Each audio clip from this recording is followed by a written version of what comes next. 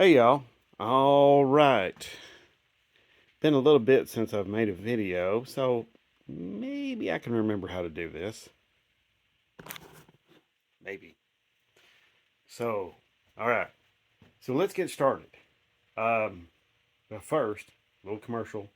I want to say thank you so much to all the subscribers. It is amazing.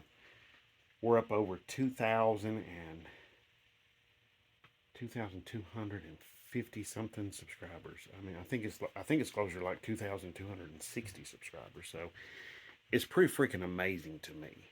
So I thank you so much.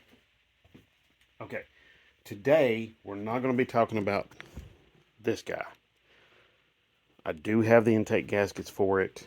That will be in another video. I've got the correct intake gaskets for it this time. So, what we're going to talk about today is we're going to talk about rear axles, like this fella right here. Okay, this is a eight and a quarter. We're going to be talking about 8 1/4 rear axle. We're going to talk about the 8 3/4. We're going to talk about the Dana 60. We're going to talk about the 9 1/4. So, a lot of ground to cover. This may be a lengthy video. If I have to, I will break it up. So, there's a lot of information here to pass on. But, I'm also going to warn you, there's a lot of talking here. So, anyway. So, let's get started. Okay. I think, first of all, we need to look at what identifies each rear axle, how to quickly and easily identify each rear axle. I think that is going to be the best thing. So let's go look at some of these rear axles, not this one, because the cover is off this one. But let's go look at a few of them and let's go check them out and see what they look like. Okay? So let's walk out. I'll walk out there with you and be right back. Okay, y'all. All right. We're out here in my carport where I store some rear axles. Okay, first of all, there is your 8 3/4. It is a front loader, meaning your differential loads from the front. Okay, like that. Okay, goes right in there and loads from the front. Okay, now the 8 1/4 and the 9 1/4, they load from the rear, similar to like a Dana 60. Okay, here is your 8 1/4. As you can see, it is rounded, but it has a flat spot up here and a flat spot down here. This is a very, very common axle in a whole lot of Mopars. And they manufactured it for a very long time. I mean, they manufactured that axle from like, I think the late 60s, maybe early 70s, way on up until like 2008, 2007, 2008, 2009. I mean, for a very long time, this had a very long production run. So it was pretty successful. You cannot put a whole lot of power through one of these without a limited slip or a locker or a spool. Reason being is if you do, you'll kill the spider gears. You want to make these live with any kind of performance application or any kind of heavy duty kind of use. Get a locker, get a limited slip, or even a welded up locker. Okay. The viewer in question did not specify what kind of truck he's got. He just says he's got a Dodge truck and he's not sure what rear end he's got. So now this rear end actually is upside down. So this would be on the driver's side.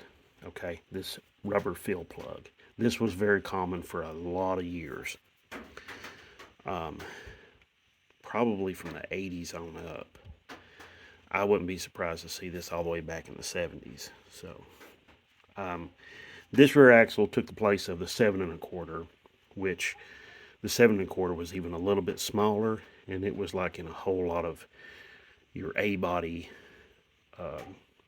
Mopars, like Darts, Dusters, Dart Sports, Demons, Barracudas, all of that. The 8 1/4 was strong enough to go and be put into B bodies, pickup trucks, or half-ton pickup trucks, half-ton vans. So even Jeep Cherokees and Jeep Wranglers. So and just about any kind of rear drive, Dodge Dakotas, Dodge Durangos, you name it. Just about any kind of rear drive application or four-wheel drive application, they'll have one of these in there lots of times. Now, in a whole lot of Dodge trucks, half tons, this is what you're going to find. Been my experience, like almost 99% of the time, this is what I stumble across. Now, here's the next guy. All right, this is a 9 1/4. Now, as you can see, we're looking at the back of this one, and it's sitting like it would be in a truck. So we got our fill plug over here, and if you notice, the cover is shaped like a stop sign. Okay? So it's really easy to identify. This one is very unique. It's shaped like a stop sign. This axle was built to handle considerably more power, torque, and weight than the 8 1/4. This is 8 1/4's bigger brother. All right, this was also came out in the early 70s, had a really long production run. I think they stopped producing it in like 2008. After, I think, 96 or so, I think about in like 94, 95, 96, they stopped putting the 8 1/4 in full-size pickup trucks and started putting the 9 1/4 in a whole lot of full-size pickup trucks. But those axle housings are considerably wider than the earlier trucks, the earlier D series trucks. So 72 through 93. Now, 9 1/4, stronger, bigger. Like the 8 1/4, you could get it with a limited slip or a locker, or a limited slip for sure. I actually have one right there. Yeah, that guy. So as you can see, I don't know if you can see in there or not. We're not going to focus on that right now, but you want to make these live on the street with more horsepower and torque and stickier tires. Limited slip, locker, spool, welded up spider gears. Any of these are going to be a big helpful addition to these rear axles. These are both this and the 8 1/4 are rear loaders. So everything comes in from the rear, and you set your gears up, your backlash, everything up from the back, with this usually in the vehicle. Okay. Now, this was built to take the place of the 8 3/4. And it has a bigger ring gear, 9 1/4. However, it has one little problem. Okay? Not a flaw, but just a problem. It has C-clip axles. And I'll show you those in just a minute. Just like the 8 1/4. But we can see right here in the 8 1/4, here is the seal.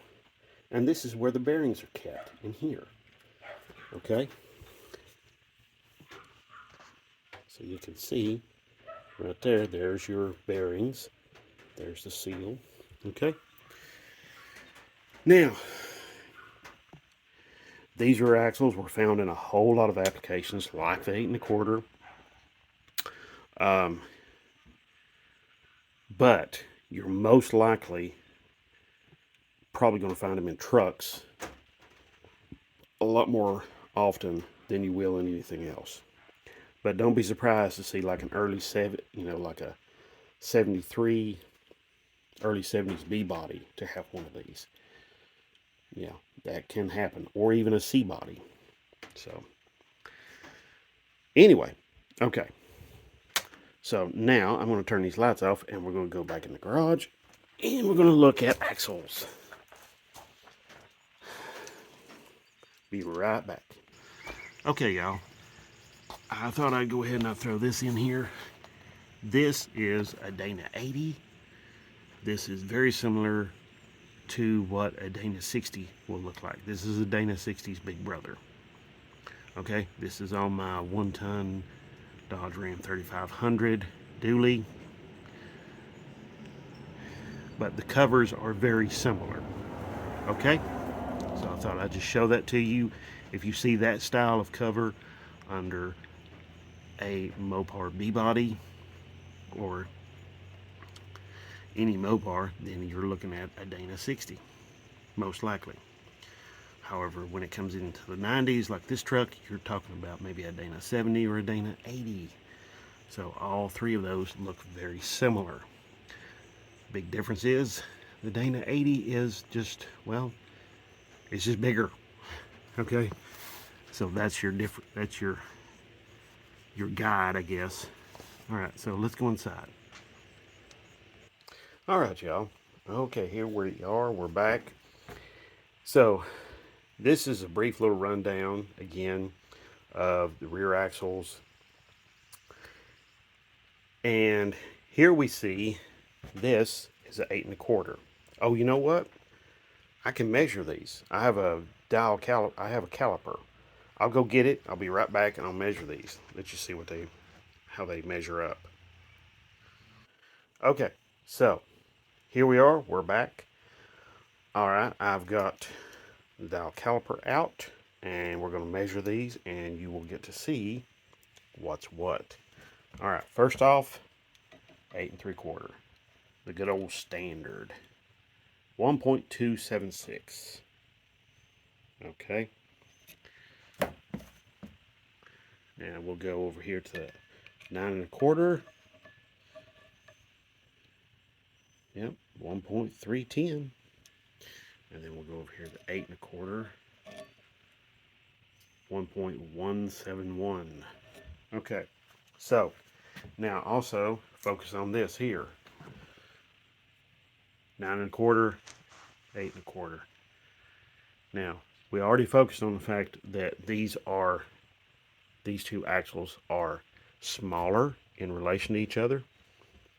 I mean, there's size difference in relation to each other.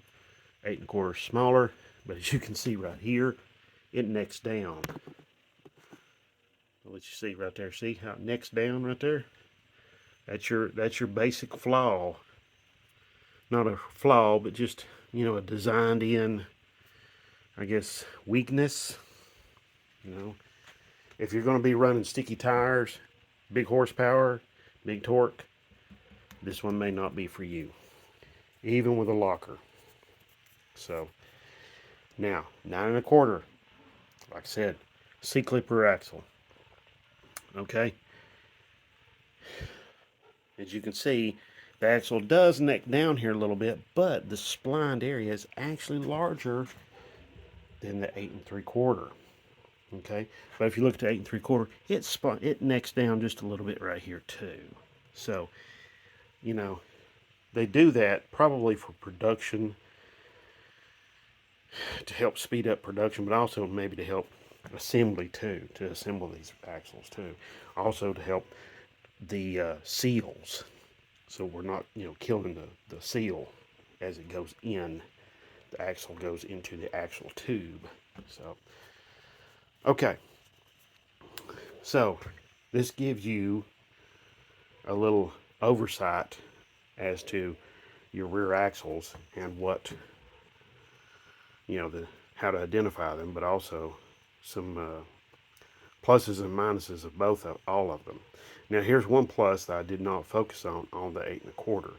It has less turning mass. It has less mass to turn, and it's lighter weight.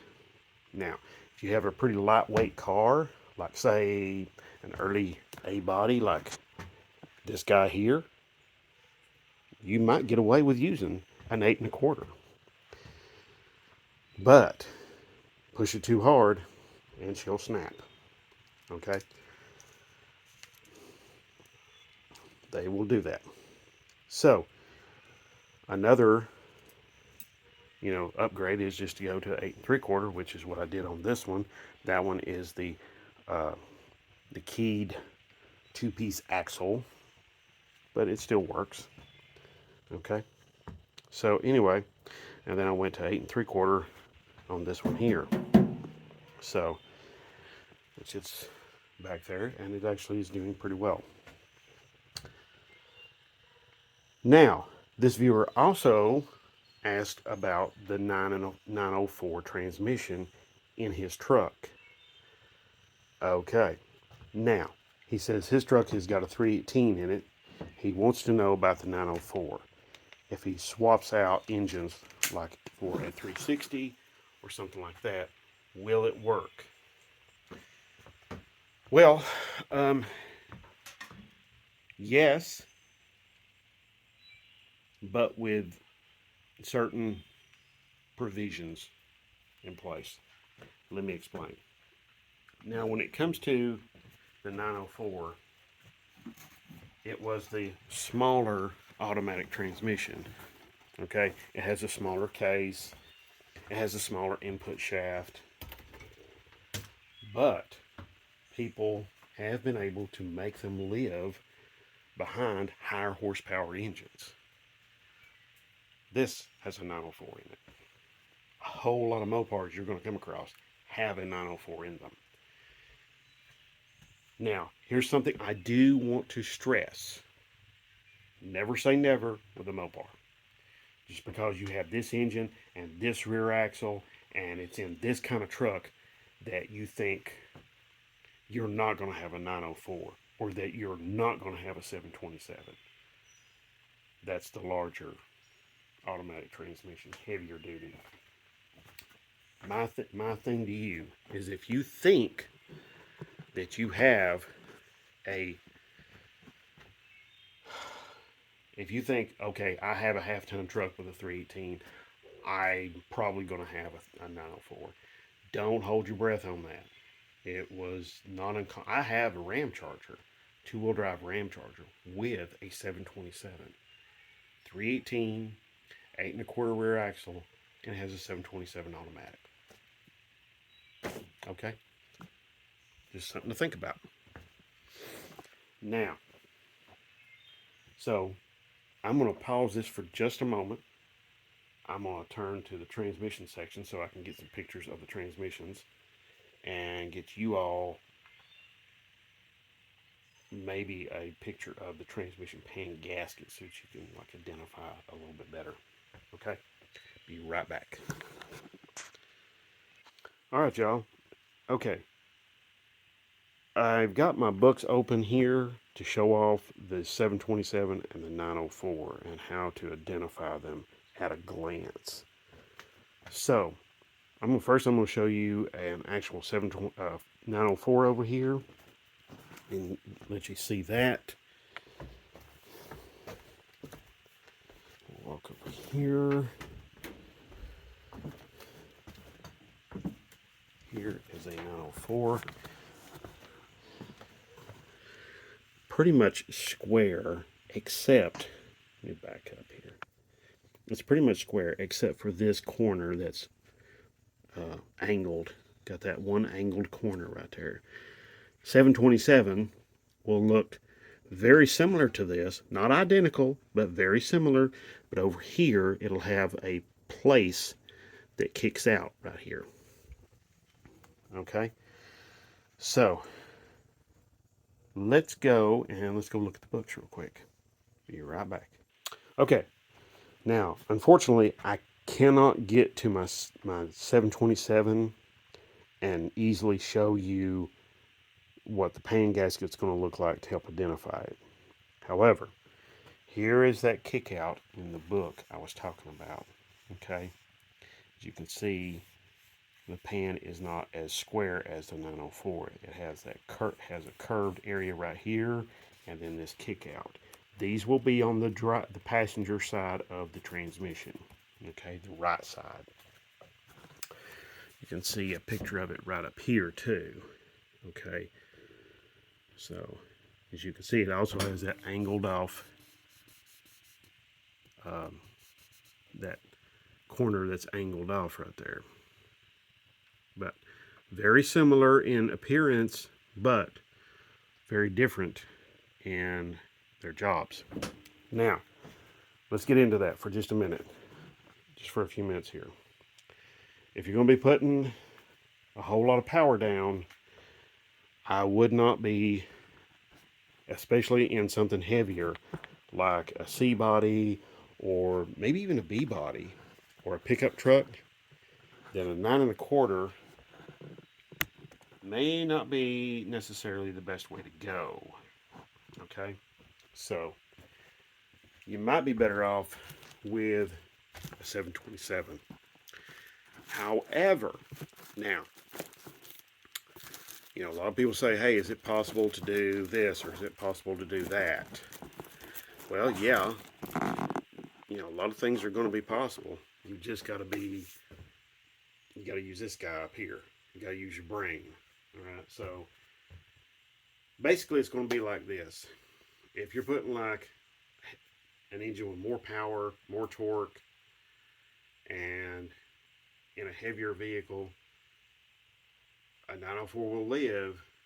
You've just got to be easy with it. Okay? So if you're going to be like spinning tires a heck of a lot, you're going to be, pulling heavy trailers, you're going to be towing with it a lot. The 904 is going to be taxed quite a bit to keep up. Basically, you're going to be pushing that transmission really hard in order to get the job done. Okay, everything about a 727 is just heavier duty. It's just beefier. It's just built more for handling that kind of use. Okay, not abuse, but use.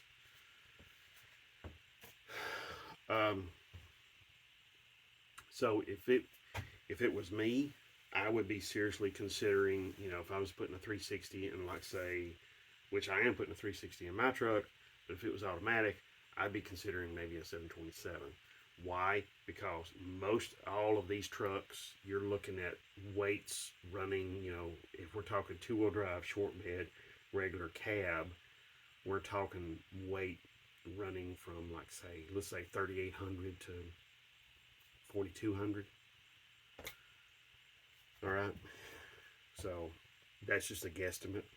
Okay. So I know it's right around the 4,000 pound mark. Maybe a little bit below, maybe a little bit over, but it's around the 4,000 pound mark. So,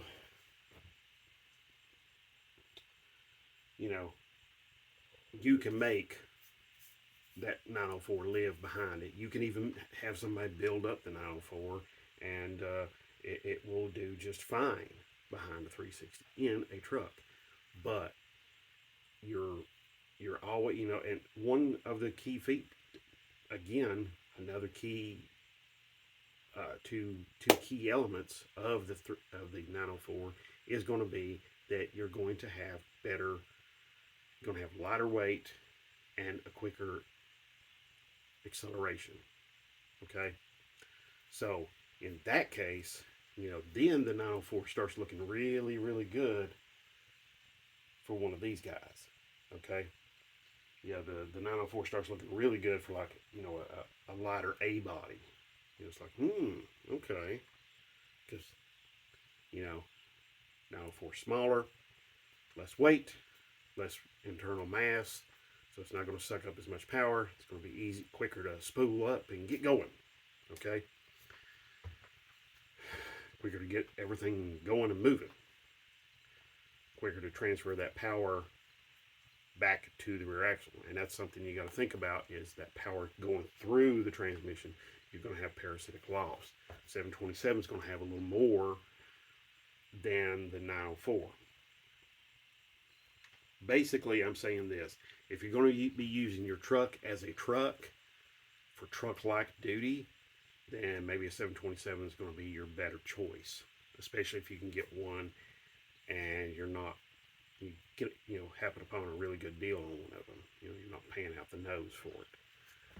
But if we're talking about, this is going to be your play toy that you're just going to take it to car shows and rarely ever drag race it, you're rarely ever going to pull a trailer with it or anything like that, then I'd say the 904 is probably going to be just fine for you. But, it's kind of one of those deals where, yeah, you can go ahead and use the 904, but you might want to go ahead and keep your eyes open for like a 727, especially a really good deal on one. All right, so I hope that takes care of everything. Hope that answers all your questions about that.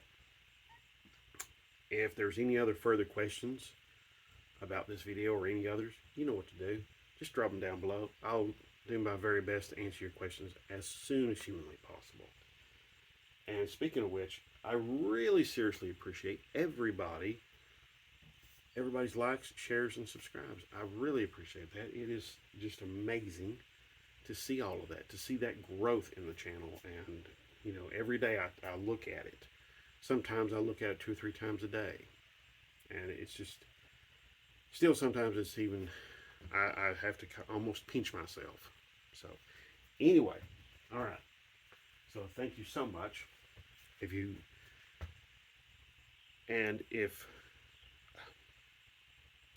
Brain fart. Okay. Anyway, all right. So, thank you so much, and God bless.